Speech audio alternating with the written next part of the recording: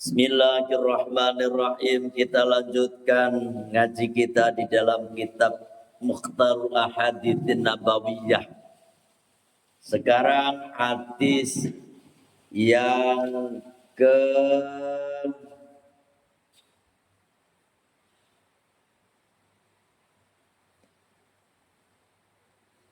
ke-120. Idza uqimatis sholatu, ketika sholat didirikan, fala ta'tuha, maka janganlah kalian itu mendatanginya, wa antum tas'auna, kalian itu berlari. Waktuha, datangilah sholat, wa antum tamsyuna, dan engkau berjalan biasa. Wa alaikumus sakinata, dan tetaplah kalian dalam keadaan tenang. Fama adraktum, maka bagian rukun sholat yang kalian temui, fasallu, maka kerjakan. Wa ma fatakum, dan rukun sholat yang kalian lewatkan, fa'atimu, maka sempurnakanlah oleh kalian. Rawa, telah meriwayatkan pada ini hadis Al-Bukhari, Imam Bukhari, wa Muslimun, dan Imam Muslim.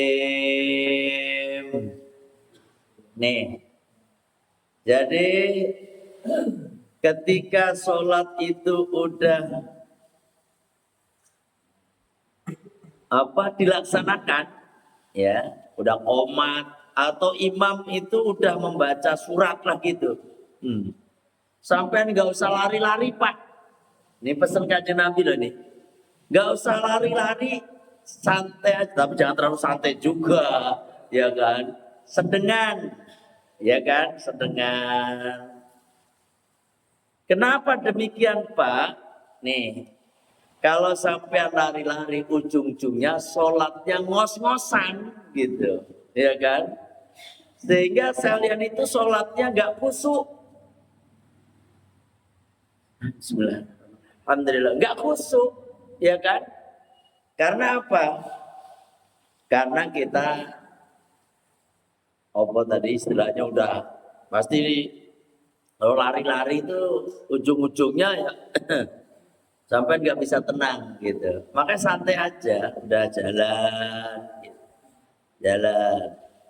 Kalau kita cuma dapat 2 rakaat, ya tinggal nambah 1 rakaat kalau sholat maghrib, ya kan? Kalau sholat subuh ketinggalan 1 rakaat, ya tinggal 1 rakaat aja, nggak usah buru-buru, santai aja, ya santai aja.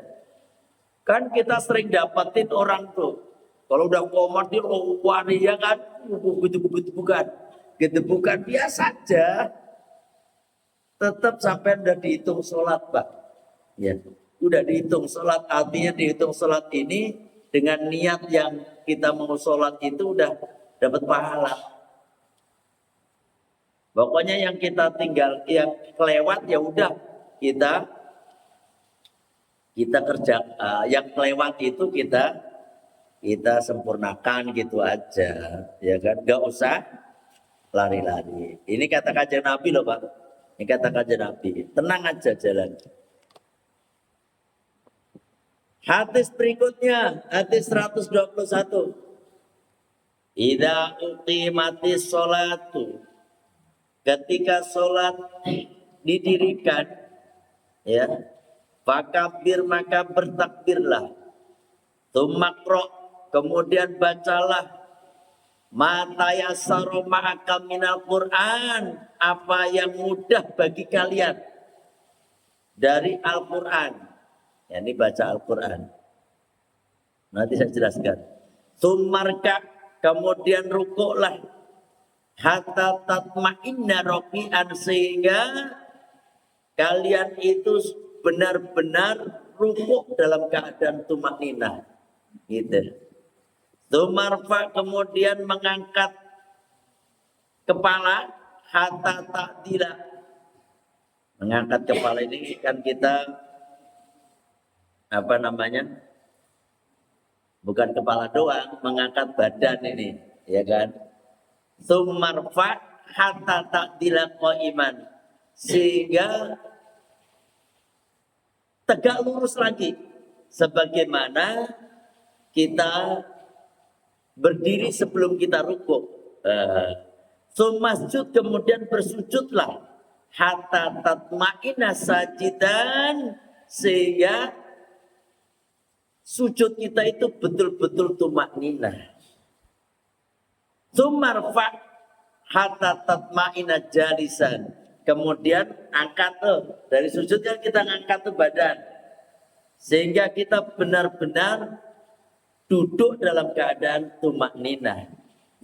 Masjud, kemudian bersujudlah, hatta tatma'inna sajidan, sujud yang kedua, sehingga kalian itu benar-benar sujud dalam keadaan tumakninah. Tsumaf'al, kemudian lakukan dzalika, yang demikian tersebut, fi sholatika, pada sholatmu, kulliha, keseluruhan. Yang barusan ini hadis diriwayatkan oleh Imam Bukhari dan Imam Muslim lagi. Rawahul Bukhari wa Muslim. Ini hadis sahih juga, Pak. Ini menunjukkan bahwasanya senada dengan yang disampaikan Rasulullah sallallahu alaihi wasallam, "Shallu, salatlah kalian, kama ra'aitumuni usolli, sebagaimana kalian itu melihat aku sholat." Ini ada loh di YouTube itu, ngeri. Ya kan, di YouTube itu disampaikan sholat itu nggak harus nggak ada di dalam Al-Quran, rukuk seperti itu, i'tidal seperti itu, sujud gak. Dari mana katanya? Dari mana Kanjeng Nabi nggak mengajarkan? Dia nggak membaca aja, ya kan?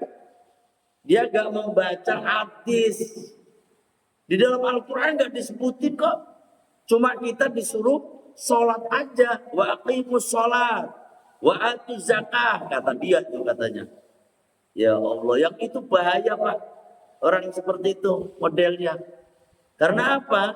Kalau sholat yang mengikuti Kanjeng Nabi, kalau di dalam Al-Quran itu hanya khusus secara umum. Dirikanlah sholat. Bagaimana Rasulullah sholat? Ngikuti Kanjeng Nabi di dalam hadisnya, gitu. Lebih sempurnanya lagi, ngikuti ulama. Gimana cara sujud, gimana berdiri yang benar, gimana rukuk yang benar, i'tidal yang benar, sujud yang benar. Jadi hadis ini membicarakan tentang rukun sholat. Ini menunjukkan tumakninah ini termasuk rukun. Hatta tatma'inna, sehingga tumakninah. Makanya rukun sholat itu ada berapa? Ada 17. Ada 17, Pak. Ayo kita hitung bareng-bareng. Pertama, berdiri. Ini wajib nih. Berdiri kalau kita sholat fardu. Sholat fardu itu wajib berdiri, Pak. Sampean sholat fardu duduk gak sah sholatnya. Tapi kalau sholat sunnah duduk gak apa-apa. Ya, sholat raweh duduk gak apa-apa, walaupun mampu berdiri. Tapi kalau sholat fardu wajib berdiri. Dalam hal ini ada orang itu kadang-kadang meremehkan atau ngeringanin lah. Ada orang dia dari rumah menuju musola bisa berjalan sambil bahwa ya bisa berjalan lah. Nyampe di masjid sholatnya duduk pakai kursi itu loh, ya kan? Ini saya sampaikan sholat fardu. Padahal dia dari rumah menuju musola atau menuju masjid dia mampu. Waktu sholat dia duduk di kursi, itu nggak sah, gitu loh. Itu nggak sah kalau sholat fardu. Berdiri. Yang kedua niat. Yang ketiga takbiratul ihram. Niat dan takbiratul ihram itu dibarengkan. Ya, dibarengin, berbarengan. Allahu Akbar itu barengan. Berapa udah? 3 ya. 1 berdiri, 2 niat, 3 takbiratul ihram, 4 membaca surat Al-Fatihah. Karena apa? La sholata liman lam yaqra bi Fatihatil Kitab. Tidak sah sholat seseorang yang tidak membaca surat Al-Fatihah. Tuh, Fatihah 4. Yang kelima, rukuk. Yang keenam, tumakninah di waktu rukuk. Yang ketujuh, i'tidal. Yang kedelapan, tumakninah di waktu i'tidal. 9, sujud. Ya. 10, tumakninah di waktu sujud. 10. 11, duduk di antara 2 sujud. 12, tumakninah di waktu duduk di antara 2 sujud. 12 ya. 13, duduk akhir. Duduk tahiyat akhir dulu. Ya 13. 14, membaca tasawuf awal, tasawuf akhir. Tasawuf akhir. Berapa? Berapa tadi? 14. 15, membaca sholawat pada kanjeng Nabi. Gitu. 16, salam yang pertama. 17, tertib tuh. Ini harus hafal di luar kepala. Ini karena apa? Rukun, Pak. Rukun itu kalau kita tinggalkan 1 aja, maka sholat kita tidak sah. Itu, masya Allah. Kalau menurut hadis cuma begini aja, ya kan? Idza uqimati sholatu fakabir, ketika sholat mau didirikan tuh, ya kan, fakabir maka bertakbirlah. Niatnya kagak ada kan? Kagak ada. Mana ini rukun niatnya mana? Makanya ngikutin ulama. Ikutin ulama. Makanya di ulama itu ngambil dari hadis yang lain. Innamal a'malu binniyat. Bahwasanya amal-amal itu sah, ya kan? Sah, ada nilai pahalanya kalau disertai dengan niat. Kalau kagak niat, ya gak sah. Di sini kagak ada niat tuh. Makanya di situ, Pak, perlunya ulama. Fas'alu ahla dzikri in kuntum la ta'lamun. Bertanyalah kalian kepada ulama. Ahli dzikir itu ulama. In kuntum la ta'lamun. Jika engkau tidak mengetahui.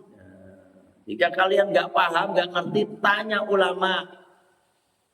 Tanya kiai, tanya ustaz. Makanya pentingnya ngaji itu begitu, ya kan? Pentingnya ngaji. Terus baca Al-Fatihah, nggak ada di sini. Di sini hanya disebutkan summakro matayassara ma'aka minal Qur'an. Kemudian bacalah surat atau ayat yang mudah yang kamu hafal dari Al-Qur'an. Kan begitu. Al-Fatihahnya gak ada. Oleh ulama akhirnya disambungkan ada hadis Nabi, la sholata liman lam yaqra bi Fatihatil kitab. Salat tidak sah salat seseorang yang tidak membaca surat Al-Fatihah. Fatihatul kitab itu ya surat Al-Fatihah itu. Paham ya?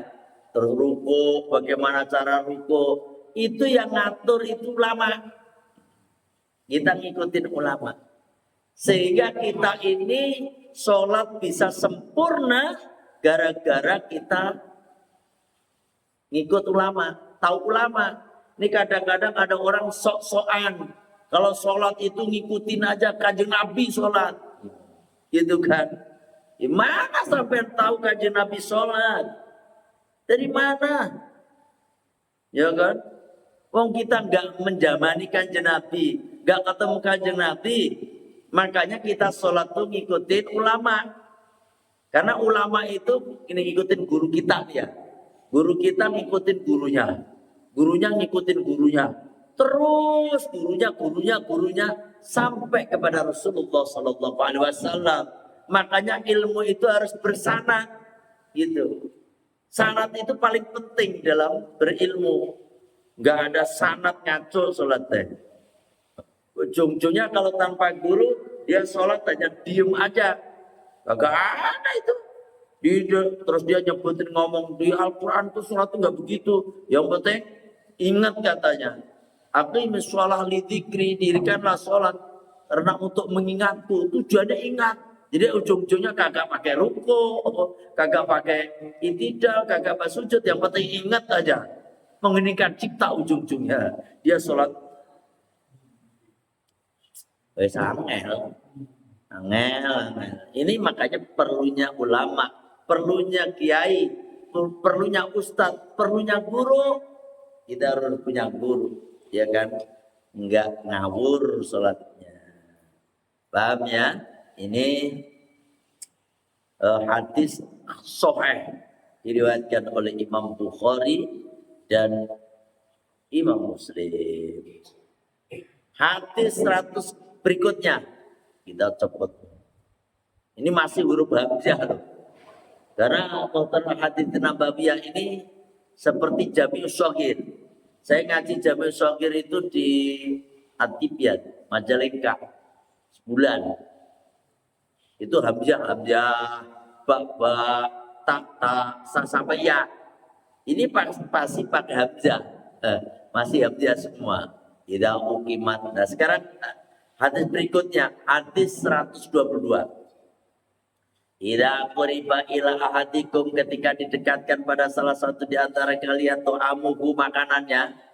Artinya ketika disuguhkan makanan pada salah satu di antara kalian, wa fi rijlaihi na'lani. Sedangkan dia itu memakai kedua sendal, masih memakai kedua sendal. Ya, fal yanzi' na'laihi, maka hendaknya dia mencopot kedua sendalnya. Bukan hanya sendal, sepatu juga.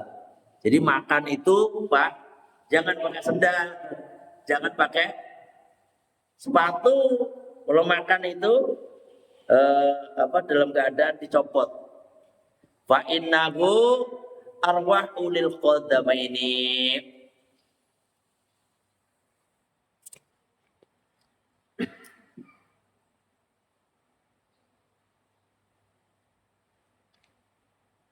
Fa'innahu arwahu lil qadamaini, maka sesungguhnya yang demikian itu lebih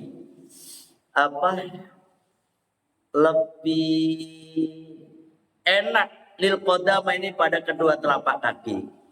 Wa wa minas sunati, dan itu termasuk sunah enggak wajib. Nah kalau kita makan di warung mana nyopot sendal dulu masa di warung kayak di mana tuh? Di Solaria, di KFC atau di toko, di warteg, masa kita sendalnya kita copot. Sunah doang. Nyopot sendal, nyopot sepatu itu kalau lagi makan sunah hukumnya. Ya kecuali kita masuk musola, makannya di musola, makannya di rumah lesehan, itu lebih enak loh Pak. Makanya orang-orang sekarang itu bikin warung-warung itu rata-rata lesehan. Lesehan. Makanya sekarang itu emang orang itu emang seperti itulah ya. Ikut-ikutan, ya kan? Ikut-ikutan. Tapi memang bikin nikmat juga sih. Suasana itu bikin nikmat. Kenapa kita makan di Solaria mahal? Kenapa kita makan di KFC mahal? Karena mereka itu memberikan kenyamanan, ya kan? Nyaman coba dia. Di Solaria kan dibikin kayak segala macam lah. Apalagi ada rumah makan dikasih ada ikan, akuarium, ya kan? Dikasih segala macam lah. Bikin orang nyaman. Emang kalau tempat yang nyaman, ya suasananya yang nyaman, itu bikin makan makin nyaman. Makanya saya kadang melihat postingan pengen nyari makan aja nyari di mana nih ya. Saya pernah nanya Pak Endi itu, Pak Endi itu di mana tuh Pak makan enak dia? Pak Endi apa namanya? Mangkin. Yang di sana itu ya rumah makan. Saya langsung ke sana Pak. Saya ke sana sekeluarga, ya kan sekeluarga. Karena apa? Itu butuh kenyamanan.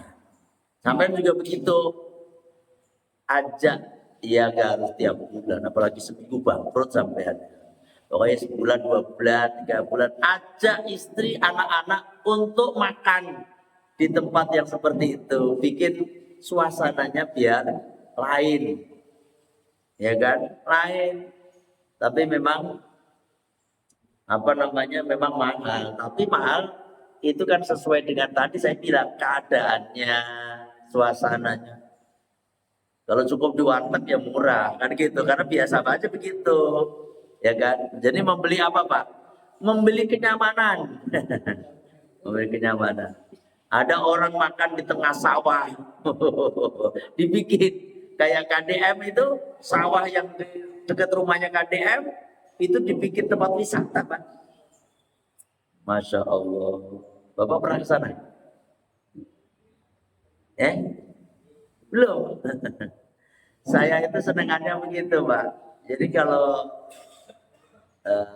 nih hari ini misalnya ngaji asar gitu, saya berangkat pagi kemana mah? Kita jalan-jalan mah. Kalau ada kegiatan siang itu berarti kan kita perlu istirahat, ya kan? Buat tamu sono. Tapi KDM memang luar biasa. KDM itu sebenarnya nggak pantas jadi gubernur dia. Pantasnya jadi presiden dia mah. Pantasnya jadi presiden. Kenapa? Karena beliau itu luar biasa. Saya lihat tuh kampungnya jadi rapi, nggak ada sampah sedikit pun Pak. Dari jalan raya itu kan Subang Pak, Lembur Pakuan namanya, Lembur Pakuan. Subang itu Pak, Hendi bukan ya? Pak ini mah Jonggol ya. Istri ya Pak? Udah pernah kesana belum Pak? Belum juga. Ya Pak, wong istrinya orang Subang aja belum. Saya ke sana, Lembur Pakuan. Ini saya bukan bukan promosi Pak KDM jadi presiden, bukan. Ini jangan salah sangka. Ada yang nggak suka ya. Namanya orang ngomong kayak gitu, apa namanya? Dianggapnya apa? Dianggapnya apa? Ini live dulu ini. Dianggapnya apa? Kalau kita menjadiin orang itu namanya apa sih? Promosiin orang apa namanya? Kalau saya itu selalu mendukung siapa aja, gitu, yang baik kita dukung. Ya pasti ada orang di dunia ini nggak Pak, pasti ada yang suka, ada yang enggak, itu biasa, ya kan? Kayak Pak Prabowo ada yang suka, ada yang enggak. Pak Jokowi ada yang suka, ada yang enggak, biasa. Tapi saya berusaha setiap pemimpin, ya saya itu selalu mendukung. Ini masih demo enggak nih? Masih demo. Itu misalnya terjadi chaos kayak 988 dulu. Itu yang rugi kita juga, Pak. Bangun negara ini emangnya gampang apa? Ya kalau emang nggak bener ya udah diputuskan gimana gitu, jangan terus. Kalau sampai bakar-bakaran kayak gitu, yang rugi kita sendiri. Kalau sampai kita rapuh negara kita, gampang dijajah. Ya, jadi sunnah Pak, ketika kita makan itu mencopot sendal, mencopot sepatu, mencopot kaos kaki. Ya, biar apa Pak? Ini dipakai arwah kodamain, lil kodamain. Ternyata kaki ini ada ruhnya, memang ada ruh, arwah itu kan ada. Biar enak gitu loh. Biar bisa napas ini. Ya kan kaki ini.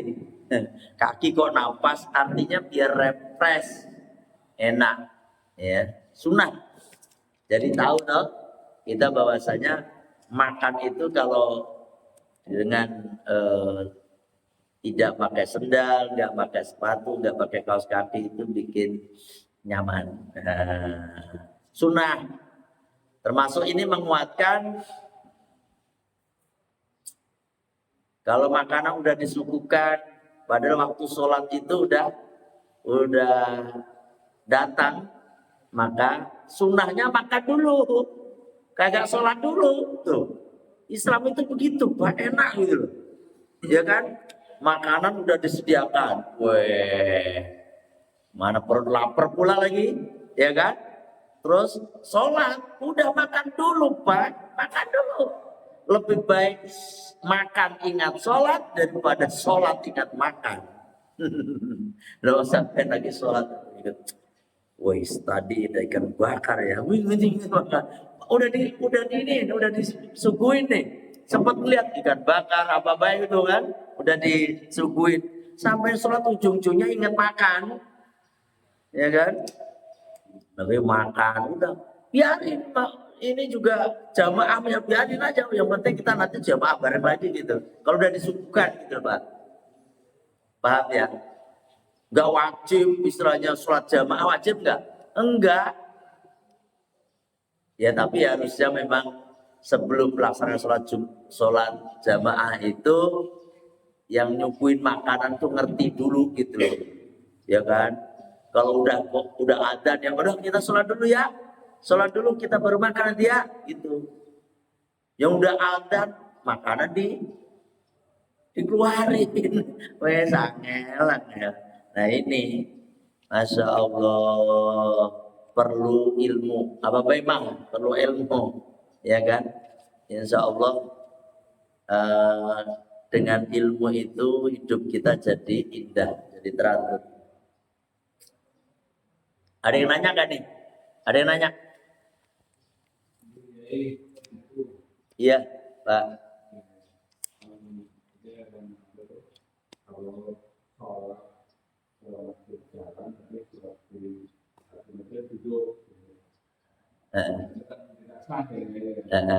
Sholat fardu ya, sholat fardu.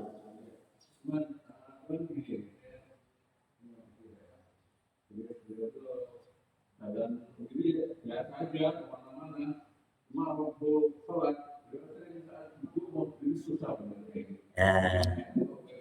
Jadi saya sering sholat itu karena kalau sudah duduk berdirinya.